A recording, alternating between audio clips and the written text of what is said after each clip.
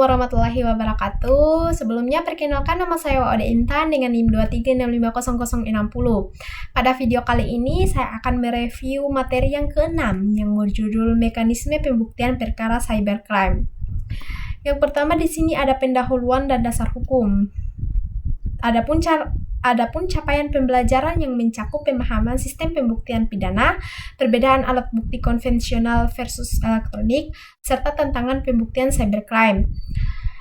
Di sini juga ada dilema internet, membahas sisi positif internet, bisnis online global, dan sisi negatif kejahatan antisosial yang statistik kerugiannya terus meningkat.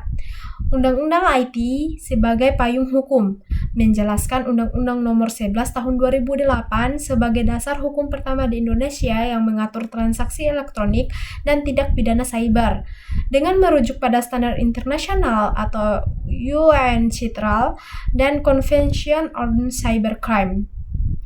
Era ketergantungan komputer juga menjelaskan bagaimana hampir semua aspek kehidupan modern bergantung pada komputer yang berimplikasi pada cara pengumpulan bukti. Kemudian sistem pembuktian di Indonesia. Sistem pembuktian Stelsel. Indonesia menggunakan sistem negatif weightage pembuktian berdasarkan undang-undang secara negatif, yakni hukum hanya boleh menjatuhkan pidana jika terdapat minimal 2 alat bukti yang sah dan hakim memiliki keyakinan bahwa terdakwa bersalah.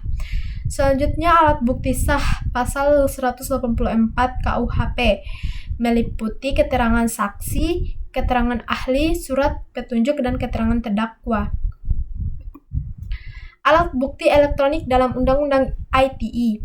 Perluasan alat bukti. Berdasarkan pasal 5 Undang-Undang ITE, informasi elektronik dan dokumen elektronik diakui sebagai alat bukti hukum yang sah dan merupakan perluasan dari alat bukti petunjuk atau surat di KUHP. Persyaratan formil. Agar sah, informasi atau dokumen elektronik harus diperoleh dengan cara yang sah, bukan hasil penyadapan ilegal atau tanpa izin pengadilan.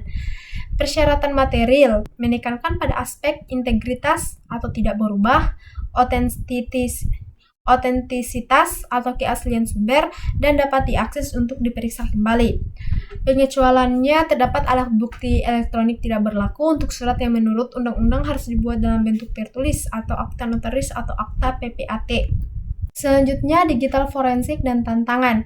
Definisi digital forensik merupakan ilmu yang mencakup preservasi, identifikasi, ekstraksi, dan dokumentasi bukti digital agar dapat diterima secara hukum di pengadilan. Adapun prinsip digital forensik menjaga chain of custody, rantai penjagaan bukti, agar bukti asli tidak terkontaminasi atau berubah selama proses penyelidikan. Adapun tahapan kerja meliputi perolehan data atau acquisition, pengujian atau examination, analisis, dan pelaporan atau reporting. Adapun tantangan pembuktian ini meliputi sifat bukti digital yang mudah diubah atau volatile, anonimitas pelaku, server lintas negara, dan keterbatasan keahlian SDM aparat. Adapun studi kasus dan aktivitasnya yaitu pertama studi kasus penipuan email, contoh kasus penyebaran data pribadi melalui Gmail, dan bagaimana metode header analisis serta log server digunakan untuk melacak IP address pelaku. Diskusi kelompok, skenario kebocoran data karyawan di CrowdStrike untuk menganalisis kebutuhan bukti dan metode forensik.